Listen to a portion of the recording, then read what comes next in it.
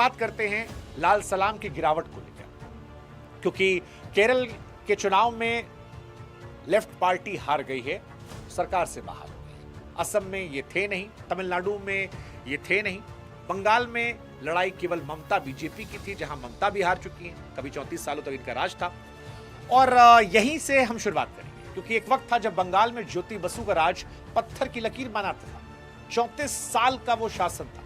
सरकार की चाबी हमेशा इनके पास थी। कैडर का अनुशासन ऐसा था कि विपक्ष के लिए वहां पैर रखना मुश्किल था। लेकिन 2011 में जो बदलाव शुरू हुआ उसने देश को चौंका दिया, और वो गिरावट आज भी रुकने का नाम नहीं लेती। 2024 के लोकसभा चुनावों में सीपीआईएम के पास केवल 4 सांसद बचे थे, और 26 आते आते बंगाल त्रिपुरा में इनकी स्थिति और कमजोर हो गई। हालांकि जमीन सुधार जैसे कामों में इनका ऐतिहासिक योगदान रहा है, और इसने लाखों गरीबों को छत पहचान दी है।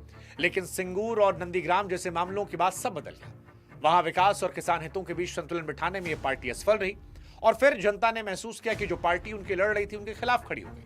आज इन राज्यों में इनका पक्का वोटर दूसरी पार्टियों की तरफ चला गया, क्योंकि इन्हें वहां सुरक्षा और विकास की नई उम्मीदें नजर आ रही। त्रिपुरा में भी भाजपा की जीत ने साबित किया कि केवल पुराने कार्यकर्ताओं के दम पर आप सालों तक राज नहीं कर सकते। अगर आपके पास युवा कार्यकर्ता नहीं है, नया विजन नहीं है, तो फिर धीरे धीरे आपसे लोग मुंह मोड़ लेंगे, और यही इनके साथ हुआ।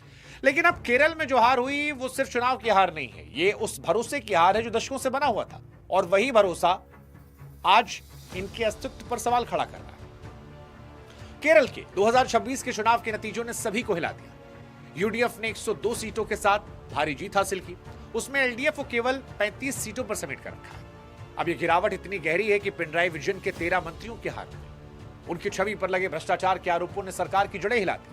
केरल की सबसे बड़ी समस्या आज उसकी आर्थिक हालत में छिपी, क्योंकि राज्य का कर्ज जो है वो 4 लाख करोड़ के पार जा चुका है। सरकार अपनी कमाई का करीब 20% हिस्सा केवल पुराने कर्ज का ब्याज चुकाने में खर्च कर रही है।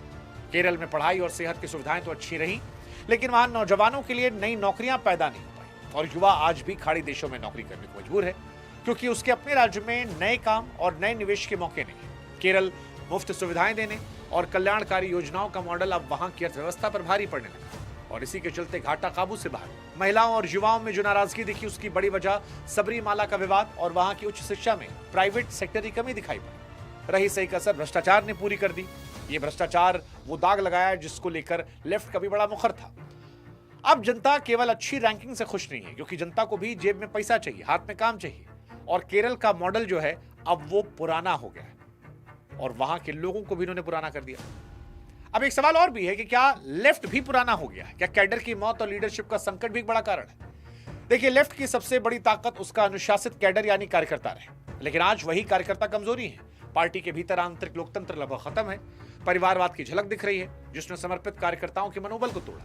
जमीन पर काम करने वाला कार्यकर्ता अब युवा नहीं रहा, वो बूढ़ा हो गया, और आज के इंटरनेट और सोशल मीडिया वाली पीढ़ी से तो कोई जुड़ाव नहीं।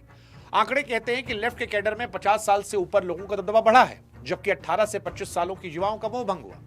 आज भी 1970 के दशक के घिसे पुटे नारे दोहराए जा रहे हैं, लेकिन जमीन पर लोग क्या इसे चाहते हैं? क्या उस हकीकत से लेफ्ट वाकिफ है या नजरअंदाज कर रही है?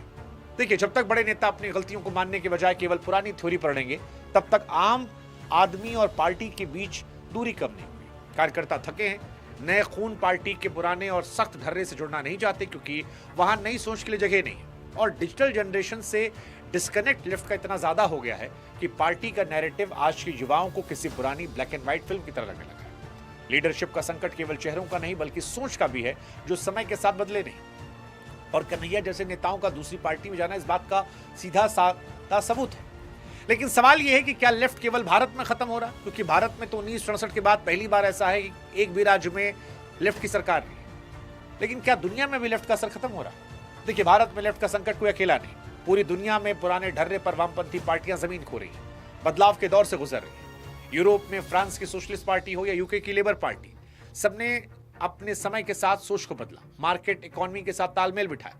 लैटिन अमेरिका में भी बदलाव आए, वहां की पार्टियां पुराने मार्क्सवाद के बजाय नए और व्यवहारिक रूप में सामने आई, जो विकास और कल्याण दोनों की बात करते हैं। चीन और वियतनाम जैसे देशों ने भी अर्थव्यवस्था में बड़े पूंजीवादी सुधार करके खुद को बचाया, जबकि भारत का लेफ्ट जो है वो आज भी पुरानी बातों पर अटका है।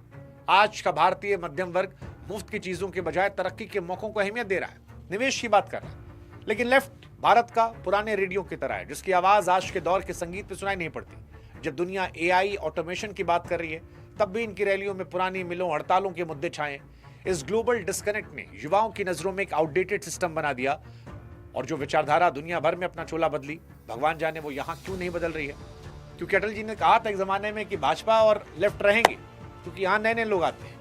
भाजपा राज्य दर राज्य जीत रही है और लेफ्ट राज्य दर राज्य खत्म होता जा रहा है। अब सवाल ये, क्या ये अंत है या नए रूप की जरूरत है? देखिए, भले ही चुनाव के हिसाब से आज ये खत्म होते दिख रहे हो, लेकिन इनके पुराने और अच्छे योगदान को भी भुलाया नहीं जा सकता, क्योंकि खेती के सुधार, शिक्षा, सेहत के क्षेत्र में इनके काम ने भारतीय समाज के आधार को मजबूती दी थी। आज भले ही ये चुनाव हार रहे हो, लेकिन पर्यावरण, बराबरी, मजदूरों के हक, सामाजिक न्याय जैसे मुद्दों पर इनकी आवाज समाज के लिए जरूरी है। ये अब सीधे चुनाव के मैदान से हटकर एनजीओ और यूनिवर्सिटी के विरोध प्रदर्शनों में ज्यादा दिख रहे हैं, जो दिखाता है कि इनकी ऊर्जा केंद्र बदला है। राजनीति में हार जीत आती जाती है, लेकिन विचार जल्दी नहीं मरते और रूप बदलते हैं। केरल के नतीजों ने साफ किया कि पुराने नारों के दिन खत्म हुए, जनता काम पर वोट देती है। अगर इन्हें फिर से वापसी करनी है तो कुछ बड़े और कड़े फैसले लेने होंगे। आर्थिक व्यवहारिकता को अपनाना होगा। इन्हें केवल पैसा बांटने के बजाय संपत्ति बनाना और नया निवेश लाना सीखना होगा। साथ ही भारतीय समाज की संस्कृति और धार्मिक भावनाओं का सम्मान करते हुए देश की जड़ों से जुड़ना होगा। हिंदू मूल्यों को सिरे से खारिज करने की गलती छोड़नी होगी। इन्हें एक नया डिजिटल कैडर तैयार करना होगा, जो आज के युवाओं की भाषा बोले और सोशल मीडिया पर अपनी बात मजबूती से रखे। आज का नतीजा एक चेतावनी है। लाल झंडा म्यूजियम में जा सकता है, लेकिन सामाजिक न्याय का सवाल हमेशा रहेगा। सवाल बस इतना है, क्या लेफ्ट खुद को बदलेगा, नया रूप दे पाएगा? देखिए, वक्त किसी का इंतजार नहीं करता और आज की राजनीति बहुत आगे बढ़ गई है। सवाल यह है कि इस राजनीति में, इस दौड़ में क्या ये फिर से शामिल होंगे? जवाब शायद आने वाले वक्त पे है। लेकिन एक पत्रकार के तौर पर एक अंत में सवाल छोड़ जाते हैं, क्या लेफ्ट की सबसे बड़ी दुश्मन विरोधी पार्टियां थी, या आपको लगता है उनकी अपनी जिद, जो उनके नए लड़कों को दूसरी जगह भेजती रही और उन्हें बदलने से रोकती रही? सोचिएगा, कमेंट सेक्शन में लिखिएगा और जाने से पहले हमसे जुड़िएगा।